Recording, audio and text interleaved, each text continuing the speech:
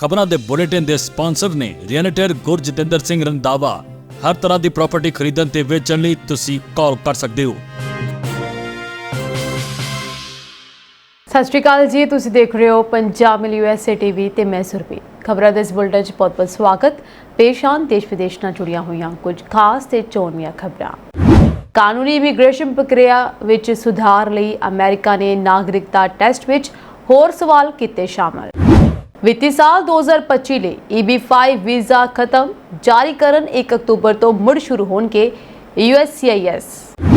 Trump ਨੇ ਭਾਰਤ ਨੂੰ ਨਸ਼ੇ ਵਾਲੇ ਪਦਾਰਥਾਂ ਦਾ ਦੱਸਿਆ ਤਸਕਰ, ਚੀਨ ਪਾਕਿਸਤਾਨ ਸਣੇ 23 ਦੇਸ਼ਾਂ ਬਾਰੇ ਕੀਤੀ ਟਿੱਪਣੀ। ਇੱਕ ਵਾਰ ਫਿਰ ਮਸਾ ਬਚੀ ਟਰੰਪ ਦੀ ਜਾਨ। ਅਮਰੀਕਾ 'ਚ 2 ਪੰਜਾਬੀ ਟਰੱਕ ਡਰਾਈਵਰ ਹੋਏ ਗ੍ਰਿਫਤਾਰ। ਵੱਡੀ ਖਬਰ, 3 ਪੁਲਿਸ ਅਧਿਕਾਰੀਆਂ ਦਾ ਗੋਲੀਆਂ ਮਾਰ ਕੇ ਕਤਲ, ਹਮਲਾਵਰ ਵੀ ਢੇਰ। ਹੁਣ ਇਹਨਾਂ ਖਬਰਾਂ ਦਾ ਵਿਸਤਾਰ। ਇਸ ਦੇ ਨਾਲ ਹੀ ਦੇਸ਼ ਤੇ ਵਿਦੇਸ਼ ਨਾਲ ਜੁੜੀਆਂ ਹੋਈਆਂ तमाम ਖਬਰਾਂ।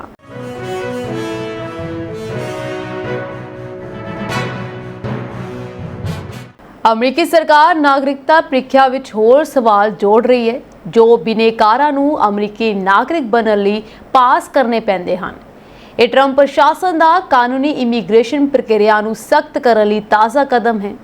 ਇਹ ਕਦਮ ਪਹਿਲੇ ਟਰੰਪ ਪ੍ਰਸ਼ਾਸਨ ਦੇ 2020 ਦੇ ਟੈਸਟ ਨੂੰ ਬਹਾਲ ਕਰੇਗਾ, ਜਿਸ ਨੂੰ ਬਾਈਡਨ ਪ੍ਰਸ਼ਾਸਨ ਨੇ ਰੱਦ ਕਰ ਦਿੱਤਾ ਸੀ, ਜਿਸ ਨੇ ਦਲੀਲ ਦਿੱਤੀ ਸੀ ਕਿ ਵਾਧੂ ਸਵਾਲਾਂ ਨੇ ਨਾਗਰਿਕ ਬਣਨ ਦੀ ਇੱਛਾ ਰੱਖਣ ਵਾਲੇ ਕਾਨੂੰਨੀ ਪ੍ਰਵਾਸੀਆਂ ਲਈ ਬੇਲੋੜੀਆਂ ਰੁਕਾਵਟਾਂ ਪੈਦਾ ਕੀਤੀਆਂ ਹਨ।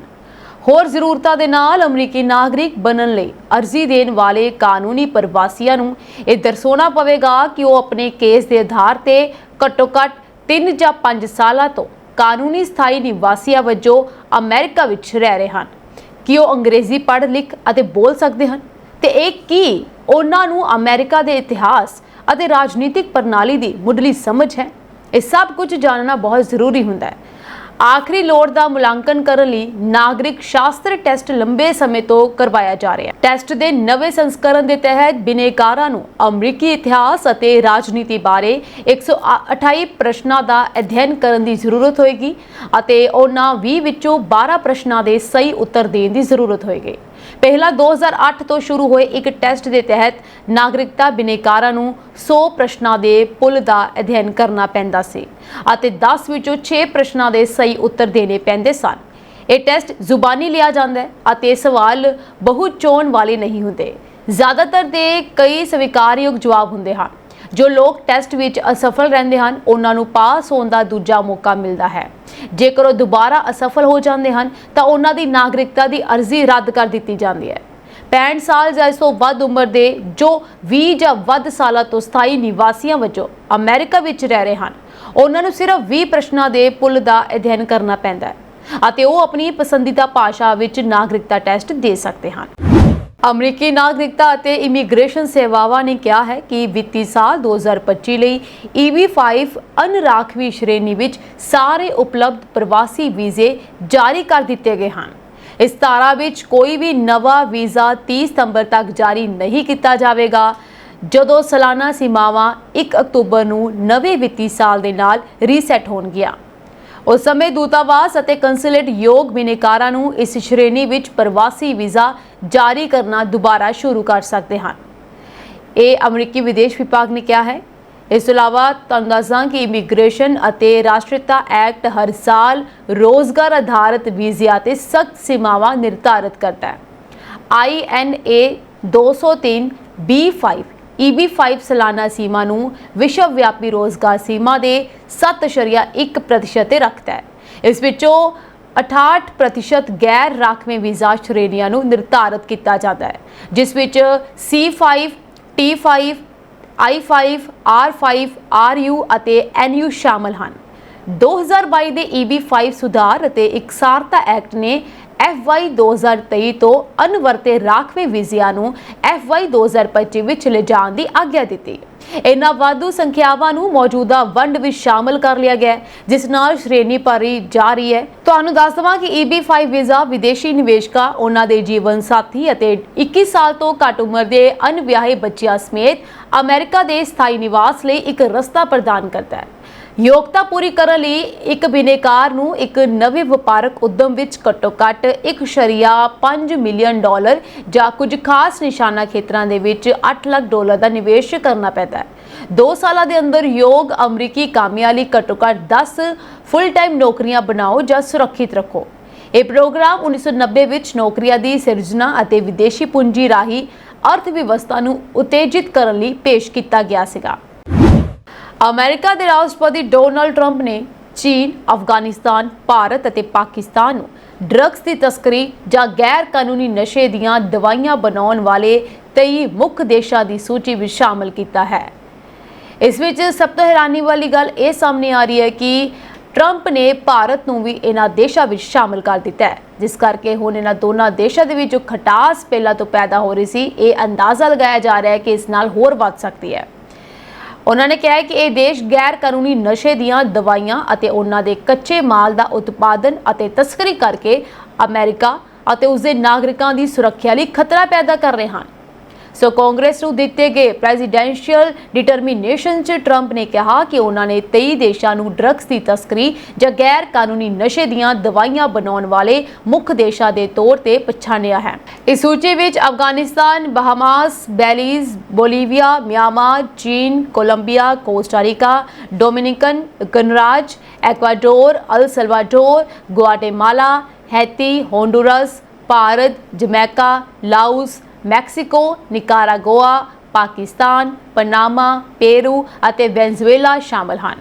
ਵਾਈਟ ਹਾਊਸ ਨੇ ਜਾਣਕਾਰੀ ਦਿੱਤੀ ਕਿ ਟਰੰਪ ਨੇ ਸੰਸਦ ਨੂੰ ਇਹ ਸੂਚੀ ਸੌਂਪੀ ਹੈ, ਜਿਸ ਵਿੱਚ ਇਹ ਦੇਸ਼ ਅਮਰੀਕਾ ਵਿੱਚ ਗੈਰ ਕਾਨੂੰਨੀ ਨਸ਼ੇ ਦੀਆਂ ਦਵਾਈਆਂ ਦੀ ਸਪਲਾਈ ਅਤੇ ਤਸਕਰੀ ਲਈ ਜ਼ਿੰਮੇਵਾਰ ਮੰਨੇ ਗਏ ਹਨ। ਵਿਦੇਸ਼ ਮੰਤਰਾਲੇ ਨੇ ਇਨ੍ਹਾਂ 23 ਦੇਸ਼ਾਂ ਬਾਰੇ ਰਾਸ਼ਟਰਪਤੀ ਦੇ ਫੈਸਲੇ ਦਾ ਐਲਾਨ ਕੀਤਾ ਹੈ। ਇਨ੍ਹਾਂ 'ਚ ਅਫਗਾਨਿਸਤਾਨ, ਬੋਲੀਵੀਆ, ਮਿਆਂਮਾਰ, ਕੋਲੰਬੀਆ ਅਤੇ ਵੈਨਜ਼ੂਏਲਾ ਵਰਗੇ 5 ਦੇਸ਼ ਹਨ ਜਿਨ੍ਹਾਂ ਨੂੰ ਯੋਗਤਾ ਦੀ ਕਮੀ ਲਈ ਦੋਸ਼ੀ ਠਹਿਰਾਇਆ ਗਿਆ ਹੈ ਤੇ ਉਹਨਾਂ ਨੂੰ ਨਸ਼ੀਲੀਆਂ ਵਸਤਾਂ ਖਿਲਾਫ ਆਪਣੇ ਯਤਨਾਂ ਨੂੰ ਬਿਹਤਰ ਬਣਾਉਣ ਦੇ ਲਈ ਕਿਹਾ ਗਿਆ ਹੈ। ਵਿਦੇਸ਼ ਮੰਤਰਾਲੇ ਨੇ ਸਾਫ਼ ਕੀਤਾ ਕਿ ਇਹ ਸੂਚੀ ਭੂਗੋਲਿਕ, ਵਪਾਰਕ ਅਤੇ ਆਰਥਿਕ ਕਾਰਕਾਂ ਦੇ ਆਧਾਰ ਤੇ ਬਣਾਈ ਗਈ ਹੈ ਜੋ ਡਰੱਗਸ ਦੀ ਤਸਕਰੀ ਜਾਂ ਉਤਪਾਦਨ ਨੂੰ ਵਧਾਉਂਦੇ ਹਨ। ਭਾਵੇਂ ਕਿਸੇ ਸਰਕਾਰ ਨੇ ਨਸ਼ੇ ਦੀਆਂ ਵਸਤਾਂ ਤੇ ਕੰਟਰੋਲ ਲਈ ਸਖਤ ਅਤੇ ਪ੍ਰਭਾਵਸ਼ਾਲੀ ਕਦਮ ਚੁੱਕੇ ਹੋਣ। ਨਿਊਯਾਰਕ ਦੇ ਉੱਪਰ ਉਡਾਨ ਭਰਦੇ ਸਮੇਂ ਅਮਰੀਕੀ ਰਾਸ਼ਟਰਪਤੀ ਡੋਨਾਲਡ ਟਰੰਪ ਦਾ ਜਹਾਜ਼ ਇੱਕ ਵੱਡੇ ਹਾਦਸੇ ਤੋਂ ਬਚ ਗਿਆ। ਇਹ ਘਟਨਾ ਉਦੋਂ ਵਾਪਰੀ ਜਦੋਂ ਉਹਨਾਂ ਦਾ ਜਹਾਜ਼ ਲੰਡਨ ਜਾ ਰਿਹਾ ਸੀ ਅਤੇ ਅਚਾਨਕ ਸਪਿਰਿਟ 에ਅਰਲਾਈਨਸ ਦੀ ਇੱਕ ਹੋਰ ਉਡਾਨ ਸਪਿਰਿਟ ਫਲਾਈਟ 1300 ਦੇ ਬਹੁਤ ਨੇੜੇ ਆ ਗਿਆ। ਇਹ ਦੋਵੇਂ ਜਹਾਜ਼ ਲੌਂਗ ਆਈਲੈਂਡ ਦੇ ਉੱਪਰ ਇੱਕੋ ਉਚਾਈ ਤੇ ਉੱਡ ਰਹੇ ਸਨ। ਸਪਿਰਿਟ ਫਲਾਈਟ ਫੋਰਟ ਲਾਡਰਡੇਲ ਤੋਂ ਬੋਸਟਨ ਜਾ ਰਹੀ ਸੀ। ਰਿਪੋਰਟ ਦੇ ਅਨੁਸਾਰ ਇਸ ਸਥਿਤੀ ਨੂੰ ਦੇਖਦਿਆਂ ਟਰੰਪ ਦੇ ਪਾਇਲਟ ਨੇ ਤੁਰੰਤ ਸਪਿਰਿਟ ਦੇ ਪਾਇਲਟ ਨੂੰ ਚੇਤਾਵਨੀ ਦਿੱਤੀ ਅਤੇ ਉਹਨਾਂ ਨੂੰ ਰਸਤਾ ਬਦਲਣ ਲਈ ਕਿਹਾ। ਹਾਲਾਂਕਿ ਫਲਾਈਟ ਰਡਾਰ ਡੇਟਾ ਅਨੁਸਾਰ ਦੋਹਾਂ ਜਹਾਜ਼ਾਂ ਵਿਚਕਾਰ ਕਰੀਬ 11 ਮੀਲ ਦੀ ਦੂਰੀ ਸੀ, ਪਰ ਇਸ ਘਟਨਾ ਨੇ ਸੋਸ਼ਲ ਮੀਡੀਆ ਤੇ ਕਾਫੀ ਚਰਚਾ ਛੇੜ ਦਿੱਤੀ ਹੈ। ਇਸ ਘਟਨਾ ਤੋਂ ਬਾਅਦ ਟਰੰਪ ਆਪਣੀ ਇਤਿਹਾਸਕ ਦੂਜੀ ਸਰਕਾਰੀ ਫੇਰੀ ਲਈ ਮੰਗਲਵਾਰ ਦੇਰ ਰਾਤ ਲੰਡਨ ਪਹੁੰਚੇ। ਉਹਨਾਂ ਨੇ ਵਿੰਡਸਰ ਕੈਸਲ ਵਿਖੇ ਕਿੰਗ ਚਾਰਲਸ ਨਾਲ ਮੁਲਾਕਾਤ ਕੀਤੀ। ਉਹਨਾਂ ਦੇ ਇਸ ਦੌਰੇ ਲਈ ਸਖਤ ਸੁਰੱਖਿਆ ਪ੍ਰਬੰਧ ਕੀਤੇ ਗਏ ਸਨ ਅਤੇ ਸਟਾਪ ਦ ਟਰੰਪ ਕੋਲੀਜਨ ਨਾਂ ਦੇ ਵਿਰੋਧ ਪ੍ਰਦਰਸ਼ਨ ਨਾਲ ਨਜਿੱਠਣ ਲਈ 1600 ਤੋਂ ਵੱਧ ਪੁਲਿਸ ਅਧਿਕਾਰੀ ਤੈਨਾਤ ਸਨ। ਇਸ ਦੌਰਾਨ ਬ੍ਰਿਟਿਸ਼ ਪ੍ਰਧਾਨ ਮੰਤਰੀ ਕੀਰ ਸਟਾਰਮਰ ਨੇ ਟਰੰਪ ਦੀ ਫੇਰੀ ਦੌਰਾਨ ਦੋਹਾਂ ਦੇਸ਼ਾਂ ਦੇ ਸਬੰਧਾਂ ਵਿੱਚ ਸੁਧਾਰ ਦੀ ਉਮੀਦ ਜਤਾਈ ਹੈ। ਇਸ ਦੌਰੇ ਦੇ ਵਿੱਚ ਆਰਥਿਕ ਸਬੰਧਾਂ ਨੂੰ ਮਜ਼ਬੂਤ ਕਰਨ, ਅਰਬਾਂ ਡਾਲਰ ਦੇ ਨਿਵੇਸ਼, ਟੈਰਿਫ ਅਤੇ ਯੂਕਰੇਨ ਮੁੱਦੇ ਤੇ ਚਰਚਾ ਹੋਣ ਦੀ ਸੰਭਾਵਨਾ ਹੈ। ਨਸ਼ਿਆਂ ਦੇ ਨਾਲ ਲੱਦੇ ਟਰੱਕ ਲੈ ਕੇ ਅਮਰੀਕਾ ਤੋਂ ਕੈਨੇਡਾ ਵੱਲ ਜਾ ਰਹੇ 2 ਪੰਜਾਬੀਆਂ ਸਣੇ 3 ਟਰੱਕ ਡਰਾਈਵਰਾਂ ਨੂੰ ਗ੍ਰਿਫਤਾਰ ਕਰਕੇ ਜੇਲ੍ਹ ਭੇਜ ਦਿੱਤਾ ਗਿਆ ਹੈ। ਟਰੱਕ ਡਰਾਈਵਰਾਂ ਦੀ ਸ਼ਨਾਖਤ ਹਰਵਿਕਰਮਜੀਤ ਸਿੰਘ, ਨਵਜੋਤ ਸਿੰਘ ਅਤੇ ਸੈਯਦ ਸ਼ਾਹ ਵਜੋਂ ਕੀਤੀ ਗਈ ਹੈ। ਮਿਸ਼ੀਗਨ ਦੀ ਸੇਂਟ ਕਲੇਅਰ ਕਾਉਂਟੀ ਵਿੱਚ ਹੋਈਆਂ ਗ੍ਰਿਫਤਾਰੀਆਂ ਬਾਰੇ ਕਸਟਮ ਅਤੇ ਬਾਰਡਰ ਪ੍ਰੋਟੈਕਸ਼ਨ ਅਫਸਰਾਂ ਨੇ ਦੱਸਿਆ ਕਿ ਡੈਟਰਾਇਟ ਦੀ ਫੋਰਟ ਸਟਰੀਟ ਕਾਰਗੋ ਫੈਸਿਲਿਟੀ ਦੇ ਵਿਖੇ ਹਰਵਿਕਰਮਜੀਤ ਸਿੰਘ ਨੂੰ ਰੋਕਿਆ ਗਿਆ ਅਤੇ ਉਸਨੇ ਬਾਰਡਰ ਏਜੰਟਾਂ ਨੂੰ ਦੱਸਿਆ ਕਿ ਉਹ ਵਿਸਕੌਨਸਿਨ ਤੋਂ ਜੋ ਦਾ ਆਟਾ ਲੈ ਕੇ ਕੈਨੇਡਾ ਵਾਪਸ ਜਾ ਰਿਹਾ ਹੈ। ਬਾਰਡਰ ਅਫਸਰਾਂ ਨੂੰ ਓਨਟਾਰੀਓ ਦੀ ਲਾਇਸੈਂਸ ਪਲੇਟ ਵਾਲੇ ਟਰੱਕ ਵਿੱਚ ਨਜਾਇਜ਼ ਸਮਾਨ ਦੀ ਮੌਜੂਦਗੀ ਦਾ ਸ਼ੱਕ ਹੋਇਆ ਤੇ ਟਰੱਕ ਦੀ ਤਲਾਸ਼ੀ ਲੈਣ ਦਾ ਫੈਸਲਾ ਲਿਆ। ਤਲਾਸ਼ੀ ਦੌਰਾਨ ਟਰੱਕ ਵਿੱਚ ਲੱਦਿਆ ਆਟੇ ਦੀਆਂ ਬੋਰੀਆਂ ਹੇਠ ਲੁਕਾ ਕੇ ਰੱਖੇ 17 ਡੱਬੇ ਅਤੇ 2 ਕਾਲੇ ਡਫਲ ਬੈਗ ਬਰਾਮਦ ਕੀਤੇ ਗਏ। ਅਦਾਲਤੀ ਦਸਤਾਵੇਜ਼ਾਂ ਦੇ ਮੁਤਾਬਕ ਇਨ੍ਹਾਂ ਵਿੱਚ ਕੋਕੀਨ ਦੀ ਮੌਜੂਦਗੀ ਬਾਰੇ ਤਸਦੀਕ ਹੋ ਗਈ, ਜਿਨ੍ਹਾਂ ਦਾ ਕੁੱਲ ਵਜ਼ਨ 475 ਕਿਲੋ ਬਣਿਆ ਅਤੇ ਅੰਦਾਜ਼ਨ ਕੀਮਤ $12 ਮਿਲੀਅਨ ਤੋਂ ਵੱਧ ਦੱਸੀ ਜਾ ਰਹੀ ਹੈ। ਦੂਜੇ ਪਾਸੇ ਸੈਯਦ ਸ਼ਾਹ ਅਤੇ ਨਵਜੋਤ ਸਿੰਘ ਕਥਿਤ ਤੌਰ ਤੇ 425 ਕਿਲੋ ਮੈਥਾਮੈਟਾਫਾਈਨ ਸਣੇ ਕਾਬੂ ਆ ਗਏ, ਜਦੋਂ ਕੈਲੀਫੋਰਨੀਆ ਲਾਇਸੈਂਸ ਪਲੇਟ ਅਤੇ ਓਨਟਾਰੀਓ ਲਾਇਸੈਂਸ ਪਲੇਟ ਵਾਲੇ ਦੋ ਟਰੱਕ ਮੈਫਿਸ ਦੇ ਗੈਸ ਸਟੇਸ਼ਨ ਦੀ ਪਾਰਕਿੰਗ ਵਿੱਚ ਨਜ਼ਰ ਆਏ। ਦੋਹਾਂ ਟਰੱਕਾਂ ਦੇ ਦਰਵਾਜ਼ੇ ਖੁੱਲੇ ਸਨ ਅਤੇ ਦੋਵੇਂ ਜਣੇ ਟ੍ਰੇਲਰਾਂ ਦੇ ਪਿੱਛੇ ਚੀਜ਼ਾਂ ਦੀ ਅਦਲਾ ਬਦਲੀ ਕਰਦੇ ਦੇਖੇ ਗਏ। ਇਸ ਮਗਰੋਂ ਓਨਟਾਰੀਓ ਦੀ ਲਾਇਸੈਂਸ ਪਲੇਟ ਵਾਲਾ ਟਰੱਕ ਬਲੂ ਵਾਟਰ ਬ੍ਰਿਜ ਵੱਲ ਰਵਾਨਾ ਹੋ ਗਿਆ ਅਤੇ ਹੋਮਲੈਂਡ ਸਿਕਿਉਰਿਟੀ ਵਾਲਿਆਂ ਨੇ ਪਿੱਛਾ ਜਾਰੀ ਰੱਖਿਆ। ਟਰੱਕ ਸੈਯਦ ਸ਼ਾਹ ਚਲਾ ਰਿਹਾ ਸੀ ਅਤੇ ਕਸਟਮ ਵਾਲਿਆਂ ਨੂੰ ਟਰੱਕ ਦੀ ਡੂੰਘਾਈ ਦੇ ਨਾਲ ਤਲਾਸ਼ੀ ਦਾ ਇਸ਼ਾਰਾ ਕਰ ਦਿੱਤਾ ਗਿਆ। ਤਲਾਸ਼ੀ ਦੌਰਾਨ ਕਈ ਪਲਾਸਟਿਕ ਬੈਗ ਬਰਾਮਦ ਕੀਤੇ ਗਏ, ਜਿਨ੍ਹਾਂ ਵਿੱਚ ਹਲਕੇ ਭੂਰੇ ਰੰਗ ਦੇ ਕ੍ਰਿਸਟਲਸ ਭਰੇ ਹੋਏ ਸਨ। ਕ੍ਰਿਸਟਲਸ ਨੂੰ ਲੈਬ ਟੈਸਟ ਵਾਸਤੇ ਭੇਜਿਆ ਗਿਆ ਤਾਂ ਮੈਥਾਮਫੈਟਾਮੀਨ ਦੀ ਤਸਦੀਕ ਹੋ ਗਈ। ਕੈਲੀਫੋਰਨੀਆ ਵਾਲਾ ਟਰੱਕ ਨਵਜੋਤ ਸਿੰਘ ਨੂੰ ਚਲਾ ਰਿਹਾ ਸੀ, ਜਿਸ ਦਾ ਪਿੱਛਾ ਇੰਟਰਸਟੇਟ 69 ਤੇ ਰੋਕਿਆ ਗਿਆ। ਮਿਸ਼ੀਗਨ ਸਟੇਟ ਪੁਲਿਸ ਵੱਲੋਂ ਕੀਤੀ ਪੁੱਛ ਪੜਤਾਲ ਦੌਰਾਨ ਨਵਜੋਤ ਸਿੰਘ ਨੇ ਦੱਸਿਆ ਕਿ ਉਹ ਕਾਗਜ਼ ਲੱਦ ਕੇ ਸਟੋਕਟਨ ਜਾ ਰਿਹਾ ਹੈ, ਪਰ ਇਸੇ ਦੌਰਾਨ ਮਹਿਸੂਸ ਹੋਇਆ ਕਿ ਟ੍ਰੇਲਰ ਸੀਲਬੰਦ ਨਹੀਂ ਸੀ। ਨਵਜੋਤ ਸਿੰਘ ਨੇ ਕਿਹਾ ਕਿ ਸੀਲ ਟਰੱਕ ਵਿੱਚ ਪਈ ਹੈ, ਪਰ ਲੋਡ ਦੇ ਬਿੱਲ ਉੱਤੇ ਲਿਖਿਆ ਸ਼ਰਤਾਂ ਦੇ ਮੁਤਾਬਕ ਸੀਲ ਉਸ ਵੇਲੇ ਤੱਕ ਹਟਾਈ ਨਹੀਂ ਜਾ ਸਕਦੀ ਜਦੋਂ ਤੱਕ ਅਧਿਕਾਰਤ ਗਾਹਕ ਖੁਦ ਇਸ ਦੀ ਇਜਾਜ਼ਤ ਨਾ ਦੇਵੇ। ਹੋਮਲੈਂਡ ਸਿਕਿਉਰਿਟੀ ਵਿਭਾਗ ਦੇ ਸਪੈਸ਼ਲ ਏਜੰਟ ਐਂਡੋਰੀਓ ਅਰਬਰ ਨੇ ਦੱਸਿਆ ਕਿ ਅਕਸਰ ਹੀ ਟਰੱਕ ਸਟਾਪਸ ਜਾਂ ਘੱਟ ਆਵਾਜਾਈ ਵਾਲੀਆਂ ਥਾਵਾਂ ਤੇ ਨਸ਼ਿਆਂ ਦੀ ਲਦਾਈ ਕੀਤੀ ਜਾਂਦੀ ਹੈ। ਇੱਕ ਟਰੱਕ ਤੋਂ ਦੂਜੇ ਟਰੱਕ ਵਿੱਚ ਨਸ਼ੇ ਲੱਦਣ ਲਈ ਗਾਰਬੇਜ ਬੈਗੇਜ ਦੀ ਵਰਤੋਂ ਆਮ ਗੱਲ ਹੈ। ਐਂਡੋਰੀਓ ਦੇ ਮੁਤਾਬਕ ਟ੍ਰੇਲਰ ਵਿੱਚੋਂ ਮਿਲੀ ਮੈਥਾਮਫੈਟਾਮੀਨ ਨਿੱਜੀ ਵਰਤੋਂ ਵਾਲੀ ਮਿਕਦਾਰ ਤੋਂ ਕਿਤੇ ਜ਼ਿਆਦਾ ਸੀ, ਜਿਸ ਦੇ ਮੱਦੇਨਜ਼ਰ ਨਵਜੋਤ ਸਿੰਘ ਨੂੰ ਵੀ ਗ੍ਰਿਫਤਾਰ ਕਰ ਲਿਆ ਗਿਆ। ਅਮਰੀਕਾ ਤੋਂ ਇੱਕ ਸਨਸਨੀਖੇਜ਼ ਖਬਰ ਸਾਹਮਣੇ ਆ ਰਹੀ ਹੈ, ਜਿੱਥੇ ਦੱਖਣੀ ਪੈਂਸਿਲਵੇਨੀਆ ਵਿੱਚ ਇੱਕ ਹਮਲਾਵਰ ਨੇ ਅਚਾਨਕ ਗੋਲੀਆਂ ਚਲਾ ਦਿੱਤੀਆਂ, ਜਿਸ ਕਾਰਨ 3 ਪੁਲਿਸ ਅਧਿਕਾਰੀ ਮਾਰੇ ਗਏ ਜਦਕਿ 2 ਹੋਰ ਜ਼ਖਮੀ ਹੋ ਗਏ। ਇਸ ਮਗਰੋਂ ਕਾਰਵਾਈ ਕਰਦਿਆਂ ਪੁਲਿਸ ਨੇ ਹਮਲਾਵਰ ਨੂੰ ਗੋਲੀ ਮਾਰ ਕੇ ਢੇਰ ਕਰ ਦਿੱਤਾ। ਜਾਣਕਾਰੀ ਅਨੁਸਾਰ ਪੁਲਿਸ ਟੀਮ ਉੱਥੇ ਇੱਕ ਘਰੇਲੂ ਵਿਵਾਦ ਦੀ ਜਾਂਚ ਕਰਨ ਲਈ ਪਹੁੰਚੀ ਸੀ, ਪਰ ਉੱਥੇ ਪਹੁੰਚਦੇ ਹੀ ਇੱਕ ਵਿਅਕਤੀ ਨੇ ਪੁਲਿਸ ਟੀਮ ਤੇ ਫਾਇਰਿੰਗ ਕਰ ਦਿੱਤੀ, ਜਿਸ ਕਾਰਨ 3 ਅਧਿਕਾਰੀਆਂ ਦੀ ਮੌਤ ਹੋ ਗਈ ਹੈ ਜਦਕਿ 2 ਹੋਰ ਜ਼ਖਮੀ ਹੋ ਗਏ। ਪੁਲਿਸ ਨੇ ਜਵਾਬੀ ਕਾਰਵਾਈ ਕਰਦਿਆਂ ਮੁਲਜ਼ਮ ਨੂੰ ਮੌਕੇ ਤੇ ਹੀ ਢੇਰ ਕਰ ਦਿੱਤਾ। ਇਸ ਮਗਰੋਂ ਪੁਲਿਸ ਟੀਮ ਮਾਮਲੇ ਦੀ ਜਾਂਚ ਲਈ ਮੌਕੇ ਤੇ ਪਹੁੰਚ ਕੇ ਅਗਲੇਰੀ ਜਾਂਚ ਕਰ ਰਹੀ ਹੈ। ਇਸ ਘਟਨਾ ਬਾਰੇ ਗਵਰਨਰ ਜੋਸ਼ ਨੇ ਦੱਸਿਆ ਕਿ ਅਸੀਂ ਇਸ ਕਾਉਂਟੀ ਅਤੇ ਸਾਡੇ ਦੇਸ਼ ਦੀ ਸੇਵਾ ਕਰਨ ਵਾਲੇ 3 ਅਧਿਕਾਰੀਆਂ ਦੇ ਜਾਨੀ ਨੁਕਸਾਨ ਤੇ ਸੋਗ ਮਨਾਉਂਦੇ ਹਾਂ। ਇਸ ਤਰ੍ਹਾਂ ਦੀ ਹਿੰਸਾ ਠੀਕ ਨਹੀਂ ਹੈ। ਸਾਨੂੰ ਇੱਕ ਸਮਾਜ ਦੇ ਤੌਰ ਤੇ ਬਿਹਤਰ ਕਰਨ ਦੀ ਲੋੜ ਹੈ। ਅਧਿਕਾਰੀਆਂ ਨੇ ਕਿਹਾ ਕਿ ਗੋਲੀਬਾਰੀ ਮੈਰੀਲੈਂਡ ਸਰਹੱਦ ਦੇ ਨੇੜੇ ਫਿਲਾਡੇਲਫੀਆ ਤੋਂ ਲਗਭਗ 185 ਕਿਲੋਮੀਟਰ ਪੱਛਮ ਵਿੱਚ ਉੱਤਰੀ ਕੋਡੋਰਸ ਟਾਊਨਸ਼ਿਪ ਵਿੱਚ ਹੋਈ ਹੈ। ਹਮਲਾਵਰ ਅਤੇ ਮ੍ਰਿਤਕ ਪੁਲਿਸ ਅਧਿਕਾਰੀਆਂ ਦੀ ਪਛਾਣ ਅਜੇ ਜਾਰੀ ਨਹੀਂ ਕੀਤੀ ਗਈ ਹੈ। ਮਾਮਲੇ ਦੀ ਅਗਲੇਰੀ ਜਾਂਚ ਜਾਰੀ ਹੈ।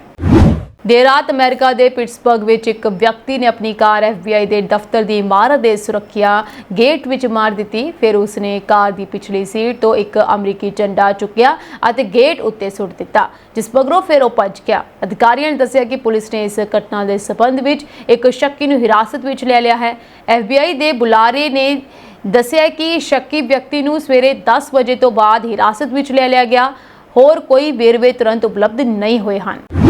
ਓਨਟਾਰੀਓ ਦੀ ਪੀਲ ਪੁਲਿਸ ਨੇ ਕਾਰ ਵਿਕਰੇਤਾ ਕੋਲ ਗ੍ਰਾਹਕ ਬਣ ਕੇ ਆਏ ਅਤੇ ਟਰਾਈ ਲੈਣ ਦੇ ਬਹਾਨੇ ਮਾਲਕ ਨੂੰ ਜ਼ਖਮੀ ਕਰਕੇ ਰਫੂ ਚੱਕਰ ਹੋਣ ਵਾਲੇ ਦੋਵੇਂ ਭਾਰਤੀਆਂ ਨੂੰ ਕਾਰ ਸਮੇਤ ਵਿੰਡਸਰ ਤੋਂ ਕਾਬੂ ਕਰ ਲਿਆ ਹੈ। ਮੁਲਜ਼ਮਾਂ ਦੀ ਪਛਾਣ ਸਿਮਰਜੀਤ ਸਿੰਘ ਤੇ ਪ੍ਰਤੀਕ ਅਹੀਤਾ ਵਜੋਂ ਕੀਤੀ ਗਈ ਹੈ। ਪੁਲਿਸ ਅਨੁਸਾਰ ਘਟਨਾ 3 ਮਹੀਨੇ ਪਹਿਲਾਂ ਦੀ ਹੈ, ਜਦੋਂ ਮਾਰਕੀਟ ਪਲੇਸ ਤੇ ਕਾਰ ਵਿਕਰੀ ਦਾ ਇਸ਼ਤਿਹਾਰ ਪੜ੍ਹ ਕੇ ਮੁਲਜ਼ਮ ਕਾਰ ਮਾਲਕ ਕੋਲ ਆਏ। ਮੁਲਜ਼ਮਾਂ ਨੇ ਕਾਰ ਦੀ ਟਰਾਈ ਲੈਣ ਲਈ ਕਿਹਾ ਤਾਂ ਕਾਰ ਮਾਲਕ ਵੀ ਉਹਨਾਂ ਦੇ ਨਾਲ ਬੈਠ ਗਿਆ। ਥੋੜੀ ਦੂਰ ਜਾ ਕੇ ਮੁਲਜ਼ਮਾਂ ਨੇ ਮਾਲਕ ਦੀ ਗਰਦਨ ਤੇ ਚਾਕੂ ਨਾਲ ਕਈ ਵਾਰ ਕੀਤੇ। ਮੁਲਜ਼ਮ ਕਾਰ ਮਾਲਕ ਨੂੰ ਗੰਭੀਰ ਜ਼ਖਮੀ ਕਰਕੇ ਉੱਥੋਂ ਕਾਰ ਸਣੇ ਰਫੂ ਚੱਕਰ ਹੋ ਗਏ। ਲੰਬੀ ਜਾਂਚ ਮਗਰੋਂ ਪੁਲਿਸ ਨੇ ਦੋਵਾਂ ਮੁਲਜ਼ਮਾਂ ਨੂੰ ਕਾਰ ਸਮੇਤ ਵਿੰਡਸਰ ਤੋਂ ਕਾਬੂ ਕਰ ਲਿਆ। ਅਗਲੇ ਦਿਨਾਂ ਵਿੱਚ ਦੋਵਾਂ ਨੂੰ ਜਾਨਲੇਵਾ ਹਮਲਾ ਅਤੇ ਕਾਰ ਖੋਹਣ ਦੇ ਦੋਸ਼ਾਂ ਤਹਿਤ ਅਦਾਲਤ ਵਿੱਚ ਪੇਸ਼ ਕੀਤਾ ਜਾਏਗਾ। ਜ਼ੀਰਾ ਦੇ ਪਿੰਡ ਵਾੜਾ ਚੈਨ ਸਿੰਘ ਵਾਲਾ ਦੇ ਨੌਜਵਾਨ ਜਗਜੀਤ ਸਿੰਘ ਦੀ ਸਾਊਦੀ ਅਰਬ ਵਿੱਚ ਸ਼ੱਕੀ ਹਾਲਾਤ 'ਚ ਮੌਤ ਹੋ ਗਈ ਹੈ।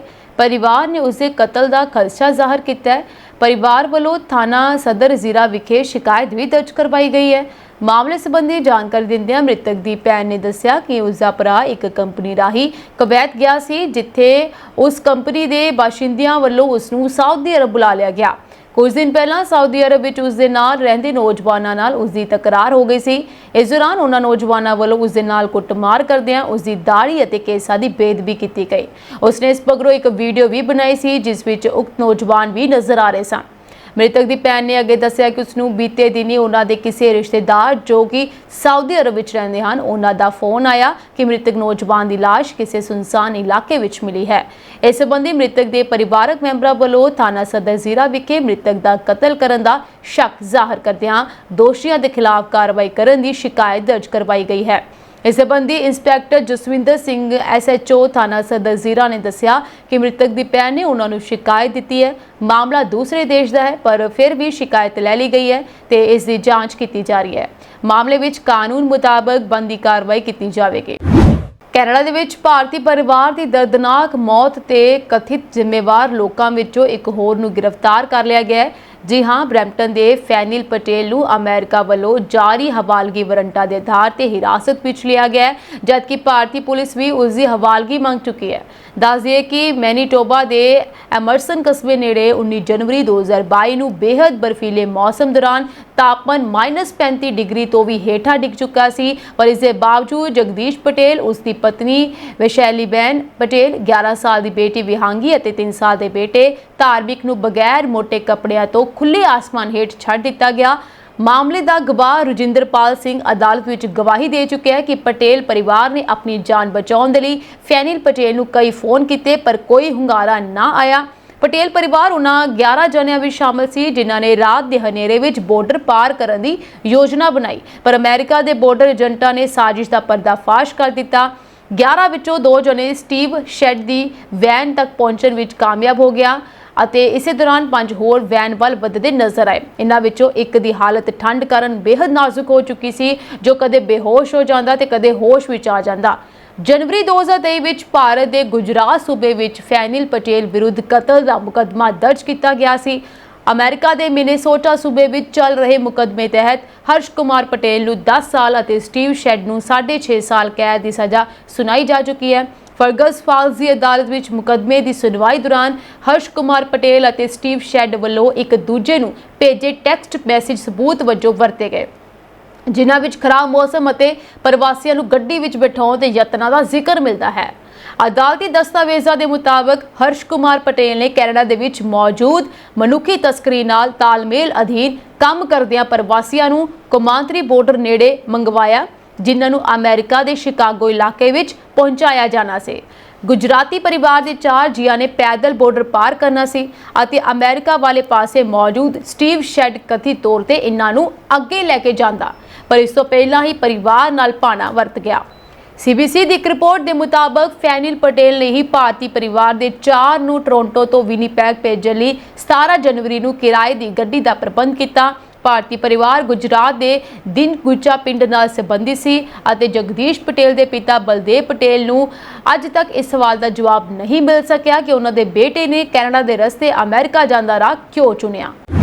ਜਾਰਜੀਆ ਵਿੱਚ 54 ਭਾਰਤੀ ਸੈਲਾਨੀਆਂ ਨਾਲ ਗੈਰ ਮਨੁੱਖੀ ਵਿਵਹਾਰ ਕੀਤਾ ਜਾ ਰਿਹਾ ਹੈ। ਜਾਰਜੀਆ ਸਰਹੱਦ ਤੇ 54 ਭਾਰਤੀ ਯਾਤਰੀਆਂ ਨਾਲ ਅਣਮਨੁੱਖੀ ਵਿਵਹਾਰ ਦਾ ਇੱਕ ਹੈਰਾਨ ਕਰਨ ਵਾਲਾ ਮਾਮਲਾ ਸਾਹਮਣੇ ਆਇਆ ਹੈ। ਇੱਕ ਔਰਤ ਨੇ ਦਾਅਵਾ ਕੀਤਾ ਹੈ ਕਿ ਕਾਨੂੰਨੀ ਵੀਜ਼ਾ ਅਤੇ ਦਸਤਾਵੇਜ਼ ਹੋਣ ਦੇ ਬਾਵਜੂਦ ਜਾਰਜੀਆ ਦੇ ਅਧਿਕਾਰੀਆਂ ਨੇ ਇਨ੍ਹਾਂ ਯਾਤਰੀਆਂ ਨੂੰ ਬਿਨਾਂ ਭੋਜਨ, ਪਾਣੀ ਜਾਂ ਟਾਇਲਟ ਸਹੂਲਤਾਂ ਦੇ ਘੰਟਿਆਂ ਤੱਕ ਠੰਡ ਵਿੱਚ ਉਡੀਕ ਕਰਨ ਲਈ ਮਜਬੂਰ ਕੀਤਾ। ਇਸ ਘਟਨਾ ਨੇ ਜਾਰਜੀਆ ਦੇ ਭਾਰਤੀਆਂ ਨਾਲ ਵਿਵਹਾਰ ਬਾਰੇ ਗੰਭੀਰ ਸਵਾਲ ਖੜੇ ਕੀਤੇ ਹਨ।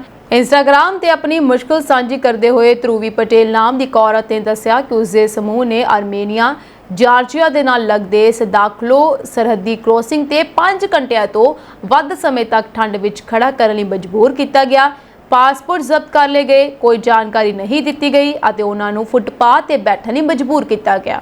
ਉਸਨੇ ਕਿਹਾ ਕਿ ਉਸ ਨੂੰ ਮਹਿਸੂਸ ਹੋਇਆ ਕਿ ਉਸ ਨਾਲ ਜਾਨਵਰਾਂ ਵਾਂਗ ਵਿਵਹਾਰ ਕੀਤਾ ਜਾ ਰਿਹਾ ਹੈ। ਧਰੂਵੀ ਪਟੇਲ ਨੇ ਦੋਸ਼ ਲਗਾਇਆ ਕਿ ਅਧਿਕਾਰੀਆਂ ਨੇ ਉਹਨਾਂ ਨੂੰ ਇਸ ਤਰ੍ਹਾਂ ਫਿਲਮਾਇਆ ਜਿਵੇਂ ਉਹ ਅਪਰਾਧੀ ਹੋਣ, ਪਰ ਜਦੋਂ ਯਾਤਰੀਆਂ ਨੇ ਵੀਡੀਓ ਬਣਾਉਣ ਦੀ ਕੋਸ਼ਿਸ਼ ਕੀਤੀ ਤਾਂ ਉਹਨਾਂ ਨੂੰ ਰੋਕ ਦਿੱਤਾ ਗਿਆ। ਹੈਰਾਨ ਕਰਨ ਵਾਲੀ ਗੱਲ ਇਹ ਹੈ ਕਿ ਅਧਿਕਾਰੀਆਂ ਨੇ ਉਹਨਾਂ ਦੇ ਦਸਤਾਵੇਜ਼ਾਂ ਦੀ ਜਾਂਚ ਵੀ ਨਹੀਂ ਕੀਤੀ ਅਤੇ ਉਹਨਾਂ ਦੇ ਵੀਜ਼ੇ ਨੂੰ ਗੈਰ ਕਾਨੂੰਨੀ ਐਲਾਨ ਕਰ ਦਿੱਤਾ। ਪਟੇਲ ਨੇ ਇਸ ਨੂੰ ਸ਼ਰਮਨਾਕ ਅਤੇ ਅਸਵੀਕਾਰਨਯੋਗ ਕਿਹਾ। ਆਪਣੀ ਪੋਸਟ ਵਿੱਚ ਪ੍ਰਧਾਨ ਮੰਤਰੀ ਨਰਿੰਦਰ ਮੋਦੀ ਅਤੇ ਵਿਦੇਸ਼ ਮੰਤਰੀ S ਜੈਸ਼ੰਕਰ ਨੂੰ ਟੈਗ ਕਰਦੇ ਹੋਏ ਉਹਨਾਂ ਨੇ ਭਾਰਤ ਸਰਕਾਰ ਨੂੰ ਇਸ ਮਾਮਲੇ ਤੇ ਸਖਤ ਰੁਖ ਅਪਣਾਉਣ ਦੀ ਅਪੀਲ ਕੀਤੀ ਹੈ। ਇਹ ਘਟਨਾ ਸਦਾਖਲੋ ਸਰਹੱਦ ਤੇ ਵਾਪਰੀ, ਜੋ ਕਿ ਆਰਮੀਨੀਆ ਦੇ ਜਾਰਜੀਆ ਵਿਚਕਾਰ ਮੁੱਖ ਜ਼ਮੀਨੀ ਰਸਤਾ ਹੈ। ਕੈਲੀਫੋਰਨੀਆ ਯੂਨੀਵਰਸਿਟੀ ਦੇ ਵਿਦਿਆਰਥੀਆਂ, ਅਧਿਆਪਕਾਂ ਤੇ ਮੁਲਾਜ਼ਮਾਂ ਨੇ ਟਰੰਪ ਪ੍ਰਸ਼ਾਸਨ ਦੇ ਖਿਲਾਫ ਮੁਕੱਦਮਾ ਦਰਜ ਕੀਤਾ ਹੈ। ਇਸ ਵਿੱਚ ਦੋਸ਼ ਹੈ ਕਿ ਪ੍ਰਸ਼ਾਸਨ ਵਿਦਿਅਕ ਆਜ਼ਾਦੀ ਨੂੰ ਸੀਮਿਤ ਕਰਨ ਤੇ ਵਿਚਾਰ ਪ੍ਰਗਟ ਕਰਨ ਦੀ ਆਜ਼ਾਦੀ ਨੂੰ ਕਮਜ਼ੋਰ ਕਰਨ ਦੀ ਕੋਸ਼ਿਸ਼ 'ਚ ਨਾਗਰਿਕ ਅਧਿਕਾਰ ਕਾਨੂੰਨਾਂ ਦੀ ਵਰਤੋਂ ਕਰਕੇ ਕੈਲੀਫੋਰਨੀਆ ਯੂਨੀਵਰਸਿਟੀ ਖਿਲਾਫ ਮੁਹਿੰਮ ਚਲਾ ਰਿਹਾ ਹੈ। ਇੱਕ ਮੁਕੱਦਮਾ ਟਰੰਪ ਪ੍ਰਸ਼ਾਸਨ ਵੱਲੋਂ ਕੈਲੀਫੋਰਨੀਆ ਯੂਨੀਵਰਸਿਟੀ ਤੇ $1.2 ਅਰਬ ਦਾ ਜੁਰਮਾਨਾ ਲਗਾਉਣ ਤੇ ਖੋਜ ਫੰਡ ਤੇ ਰੋਕ ਲਗਾਉਣ ਦੇ ਕੁਝ ਹਫ਼ਤਿਆਂ ਬਾਅਦ ਕੀਤਾ ਗਿਆ। ਟਰੰਪ ਪ੍ਰਸ਼ਾਸਨ ਨੇ ਕੰਪਲੈਕਸ 'ਚ ਯਹੂਦੀ ਵਿਰੋਧੀ ਸਰਗਰਮੀਆਂ ਨੂੰ ਉਤਸ਼ਾਹਿਤ ਕਰਨ ਤੇ ਹੋਰ ਨਾਗਰਿਕ ਅਧਿਕਾਰਾਂ ਦੀ ਉਲੰਘਣਾ ਦਾ ਦੋਸ਼ ਲਗਾਉਂਦੇ ਹੋਏ ਯੂਨੀਵਰਸਿਟੀ ਦਾ ਖੋਜ ਫੰਡ ਰੋਕ ਦਿੱਤਾ ਸੀ। ਪ੍ਰਸ਼ਾਸਨ ਨੇ ਹਾਰਵਰਡ, ਬ੍ਰਾਊਨ ਤੇ ਕੋਲੰਬੀਆ ਸਮੇਤ ਹੋਰ ਯੂਨੀਵਰਸਿਟੀਆਂ ਦੇ ਖਿਲਾਫ ਇਸੇ ਤਰ੍ਹਾਂ ਦੇ ਦੋਸ਼ਾਂ ਕਾਰਨ ਫੰਡ ਤੇ ਰੋਕ ਲਗਾ ਦਿੱਤੀ ਸੀ।